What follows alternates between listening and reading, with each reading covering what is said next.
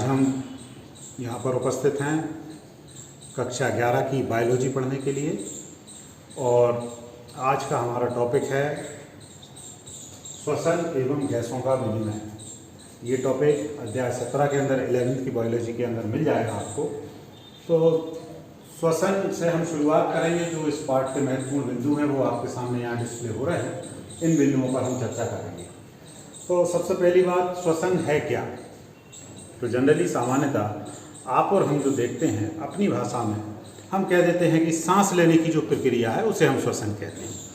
तो सांस लेने की बिल्कुल सही आपने कहा, सांस लेने की प्रक्रिया श्वसन है। लेकिन जब आपने सांस ली, उस सांस की वजह से आपकी बॉडी के अंदर हुआ क्या?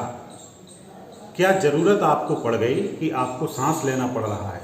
तो हमारे जीवन की सबसे महत्वपूर्ण ये प्रक्रिया है जिसे हम श्वसन के नाम से जानते हैं। श्वसन हमारे शरीर में जब हमने सांस को लिया तो हमारा शरीर भी एक मशीन की तरह है। सांस के द्वारा हम ऑक्सीजन नाम की गैस को ले लेते हैं और जो भोजन के द्वारा हमने ग्लूकोज या कार्बोहाइड्रेट लिया है उसका ये ऑक्सीकरण करते हैं और ऑक्सीकरण होने के बाद वहाँ से ऊर्जा उत्पन्न होती है जिससे हमारा ये शरीर, हमारी दैनिक क्रियाओं के लिए जो ऊर्जा है उसकी उत्पत्ति होती है और हमारा शरीर चलता है। यही प्रक्रिया श्वसन कहलाती है।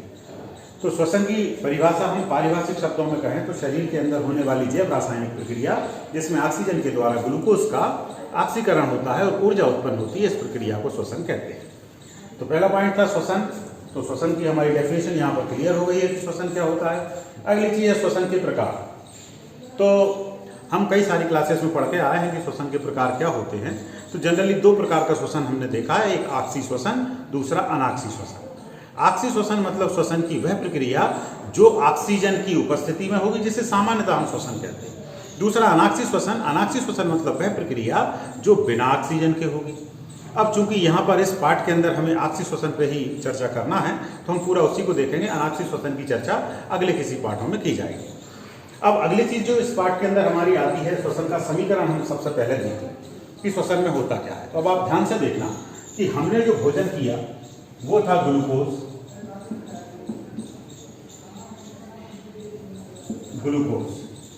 अब हो सकता है भोजन में आपने जो स्पेशली कार्बोहाइड्रेट लिया है तो कार्बोहाइड्रेट में आपने या तो कोई मोनोसैकेराइड लिया होगा या डाइसैकेराइड लिया होगा या कोई पॉलीसैकेराइड, जैसे आपने दूध लिया, गेहूं, चावल, ये सब चीजें खाई तो इनके अंदर कार्बोहाइड्रेट होता है। जैसे मान लीजिए यदि पॉलीसैकेराइड भी है तो वो अंततः जो सबसे छोटी यूनिट में टूटता है वो ग्लूकोज कहलाती है। ये आपने भोजन के रूप में ले लिया है, ये आपकी कोशिकाओं तक पहुंच गया है पाचन की प्रक्रिया के द्वारा। पाचन हमने पिछले अध्यायों में देखा है कि पाचन से किस प्रकार कार्य होता है। अब दूसरी स्थिति है, हमने ऑक्सीजन श्वसन में ग्रहण कर ली, सांस लेने में ग्रहण कर ली, ऑक्सीजन इस ग्लूकोज के संपर्क में आएगी। ये पूरी जो प्रोसेस है वो माइटोकॉन्ड्रिया में होगी और यहाँ पर इसका ऑक्सीकरण होगा ग्लूकोज का और कार्बन डाइऑक्साइड और जल बनेगा और साथ में 673 किलो कैलोरी या एटीपी में यदि हम नाप रहे हैं तो 38 एटीपी एनर्जी यहाँ से रिलीज हो जाएगी। तो ये हो गए श्वसन। श्वसन में ग्लूकोज जो हमने भोजन के द्वारा लिया, ऑक्सीजन जो सांस में ली, ऑक्सीजन पहुंची, सांस हमने फेफड़े में लिया, फेफड़े से कोशिका तक कैसे पहुंच गई इस पर हम बात करेंगे। ऑक्सीजन कोशिका तक पहुंची, कोशिका के अंदर माइटोकॉन्ड्रिया, साइटोप्लाज्म में भी श्वसन होता है। माइटोकॉन्ड्रिया के अंदर ये प्रोसेस हुई, कार्बन डाइऑक्साइड जल बन गया, साथ में 673 किलो कैलोरी एनर्जी निकल गई और या फिर किलो कैलोरी की अपेक्षा हम एटीपी के रूप में यदि व्यक्त करेंगे तो 38 एटीपी यहाँ पर ऊर्जा हो गई। अब ये जो ऊर्जा आपको मिली है इससे आपकी मशीन चल रही है ठीक उसी प्रकार जैसे एक मोटरसाइकिल पेट्रोल से चलती है।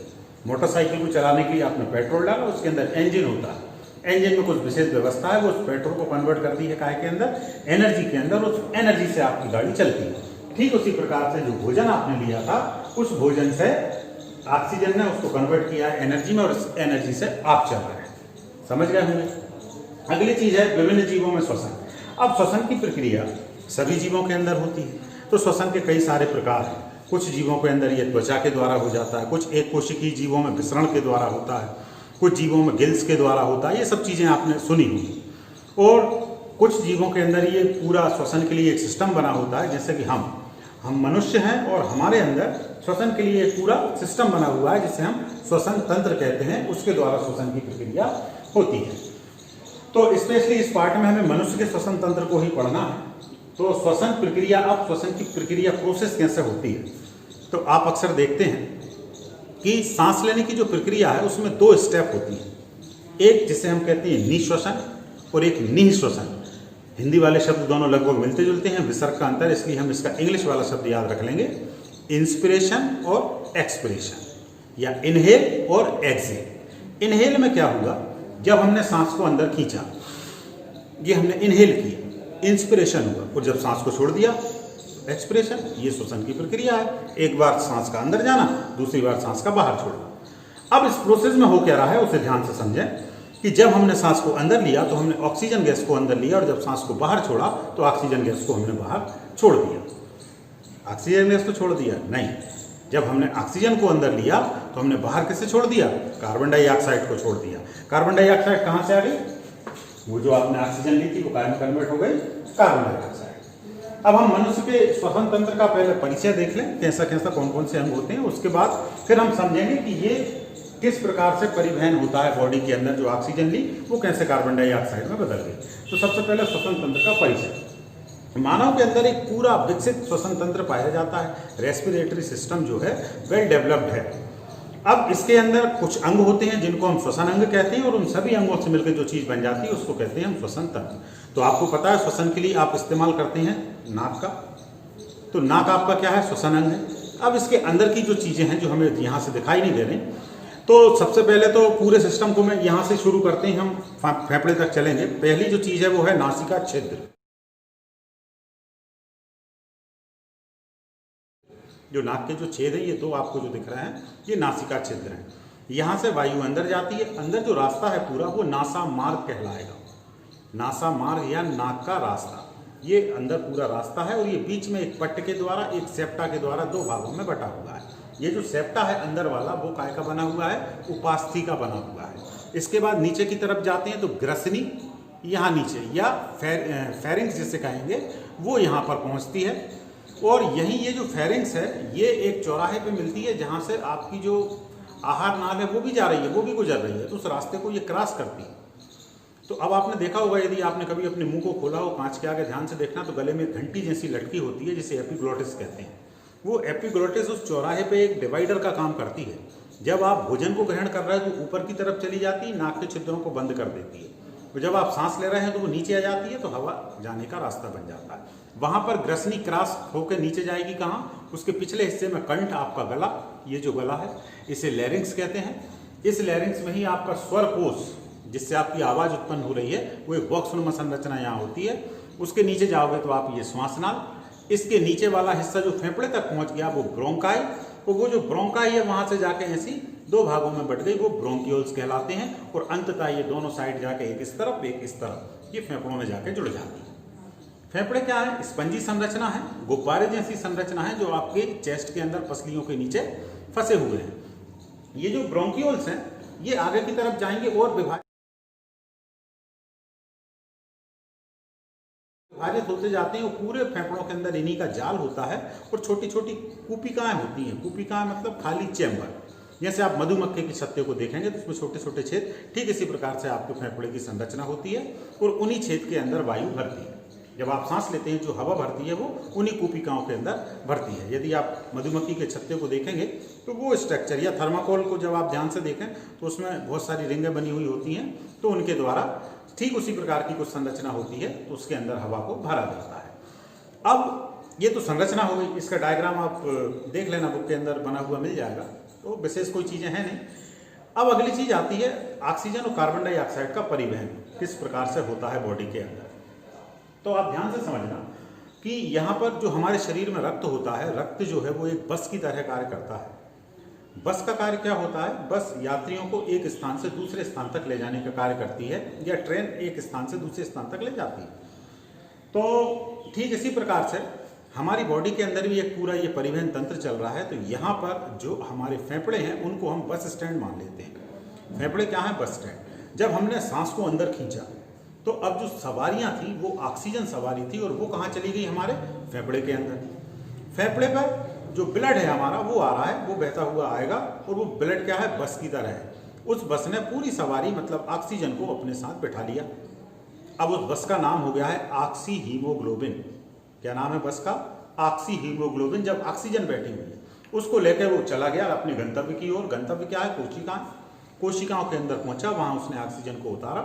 ऑक्सीजन को उतारने के बाद कोशिकाओं के अंदर ये प्रोसेस हो गई जिससे बन गई हमारी कार्बन डाइऑक्साइड। और कार्बन डाइऑक्साइड बनने के बाद अब वो जो हमारी बस थी मतलब हीमोग्लोबिन था, वो कार्बन डाइऑक्साइड को बिठाएगा।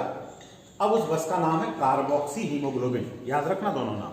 जब ऑक्सीजन को बिठाया है उस समय ऑक्सी हीमोग्लोबिन, और जब कार्बन डाइऑक्साइड को बिठा लिया है तो कार्बोक्सी हीमोग्लोबिन। उसको बिठा लिया, वहां से लेकर वापस कहां तक आ गए? फेफड़े के अंदर, और यहां से हमने एक्सप्रेशन के द्वारा उनको बाहर कार्बन डाइऑक्साइड को छोड़ दिया गया। तो ये एक प्रोसेस है जो शरीर में चल रही है और इसी की वजह से आप और मैं जीवित हैं और हमारा जीवन जो महत्वपूर्ण प्रक्रिया है वो यही है। अब अगली चीज आती है श्वसन के विकार, मतलब श्वसन तंत्र से संबंधित बीमारियां कौन कौन सी हैं। तो उन चीजों को हम देख लें। कई सारी बीमारियां हमें श्वसन तंत्र से संबंधित हो जाती हैं, जिसमें सबसे पहली है श्वासावरोध या एस्फाइसिया जिसे कहते हैं। एस्फाइसिया में क्या होता है? कूपिकाओं के अंदर, कूपिका समझ गए, फेफड़े की संरचना देख रहे थे, अंदर छोटे छोटे कोष्ठ थे, चैम्बर थे, उनके अंदर किसी कारण से जल भर जाए, पानी भर जाए। क्यों भर सकता है? किसी दुर्घटना के कारण भर जाए, किसी बीमारी जैसे निमोनिया वगैरह के कारण भर जाए, तो वहां पर उस जगह की कमी हो जाएगी, उसमें पानी भरा है, अब उसमें हवा नहीं जा पाएगी, यानी आपका जो शरीर है जितनी हवा चाहिए, जितनी ऑक्सीजन चाहिए उससे कम को ग्रहण कर पाएगा और आप वहां पर सांस में तकलीफ आपको हो जाएगी। अगली जो बीमारी है वो है खांसना, खांसी जिसे कहते हैं। बड़ी जनरल सी चीज है, सामान्य सी चीज है और आवश्यक चीज है, क्योंकि जब तक खांसी नहीं चलेगी, जब तक आपके फेफड़े के अंदर यदि कोई विजातीय या गलत पदार्थ चला गया है तो वो बाहर नहीं आएगा। खांसी में क्या होता है? बॉडी उसको एक प्रेशर के साथ बाहर की तरफ फेंकती है ताकि वो शरीर से बाहर निकल जाए। लेकिन जब ये चीजें बार बार होने लगे तब क्या होगा? तब ये यहाँ पर परेशानी का कारण बनती है। अगली जो बीमारी है वो है काली खांसी। ये अक्सर बच्चों में देखने को मिलती है। रात के समय इसकी तीव्रता काफ़ी होती है और बहुत देर तक इसमें खांसी चलती है। अगली बीमारी है निमोनिया। निमोनिया जिसे हम जो खासकर बच्चों के अंदर ज़्यादा होने वाली बीमारी है, सांस की बीमारी है, फेफड़ों के अंदर इन्फेक्शन हो जाता है। डिप्लोकोकस न्यूमोनिया नामक जीव इसका कारक होता है बच्चों में, और बुजुर्गों के अंदर ये मोस्टली कॉमनली होती है और उसके बीच के एज ग्रुप के लोगों में इसका प्रभाव कम देखने को मिलता है। अगली महत्वपूर्ण और खतरनाक बीमारी है टीबर या ट्यूबरकुलोसिस। टीबी जिसे हम कहते हैं, ये एक संक्रामक रोग भी है। अभी हम जब कक्षा 12 की बायोलॉजी मानव स्वास्थ्य और रोग पढ़ रहे थे उस समय इसके बारे में चर्चा हुई थी। तो टीबी माइक्रोबैक्टीरियम ट्यूबरकुलोसिस के द्वारा होने वाली बीमारी है और इसमें क्या होता है, जो बैक्टीरिया है वो जाके आपकी फेफड़ों के ऊपर ग्रोथ करने लगता है और उसके पैचेस धब्बे बनते जाते हैं और उन धब्बों से धीरे धीरे फेफड़े को नष्ट करना शुरू कर देता है। फलस्वरूप फेफड़ों का आयतन घट जाएगा, सांस लेने की क्षमता कम हो जाती है। एक और कॉमन बीमारी है जिसे माउंटेन सिकनेस के नाम से जाना जाता है। इसमें क्या होता है, जब आप ज़्यादा ऊंचाई पर जा रहे हैं तो वहाँ आपको सांस में दिक्कत होती है। फिर एक एम्फीसीमा, ये अक्सर सुनने में आता है नाम, ये खासकर उन लोगों को होता है जो ज़्यादा धूम्रपान कर रहे हैं या बीड़ी सिगरेट तंबाकू आदि का यूज़ कर रहे हैं। वो जब धूम्रपान करते हैं, जब धुएं को बार बार अंदर लेते हैं तो धुआं फेफड़ों की जो कूपिकाएं हैं उनमें भरता चला जाता है और जाकर इकट्ठा हो जाता है। जो ब्रोंकियोल्स है उनके अंदर पूरी धुएं की परत जम जाती है। जब धुएं की परत जम गई, जिसे टार भी कहते हैं, जब परत जम गई तो अब वो परत क्या करेगी, वहाँ पर हवा को नहीं आने देगी। फलस्वरूप फेफड़े का आयतन कम हो जाएगा और वहाँ पर व्यक्ति को परेशानियों का अनुभव होगा। अगली कई रीज़न है जिनसे ब्रोंकाइटिस नाम की बीमारी होती है। ब्रोंक्यूल से उनमें सूजन भी कभी कभी आ जाती है। फिर है फेरेंजाइटिस या गले में खराश। ये अक्सर होने वाली, मौसम जब चेंज होता है तो आपके गले में हल्की सी खराश आती है। ये जो आपकी जो ग्रसनी वगैरह है उसमें कुछ इन्फेक्शन होता है, उसकी वजह से होती है। और अगली है अस्थमा। अस्थमा जो होता है मेनली एलर्जी की वजह से, किसी पदार्थ, किसी रासायनिक पदार्थ, धूल के कारण, पराग कारण या अन्य कोई ऐसी चीज़ें जो आपके फेफड़ों को उत्तेजित करें और वो ओवर रिएक्ट करने लगेंगे तो वो अस्थमा या एलर्जी यहाँ पर कहलाता है। तो आशा करते हैं श्वसन तंत्र छोटा सा चैप्टर है, छोटा सा हिस्सा है, काफ़ी अच्छे से समझ में आ गया होगा। इन चीज़ों को आप देख लेंगे बुक से, एक बार पुनः पढ़ लेंगे तो आप काफ़ी अच्छे से इसको समझ पाएंगे। तो अगली क्लास में फिर मिलते हैं, इसके आगे के चैप्टर को करेंगे। बहुत बहुत धन्यवाद।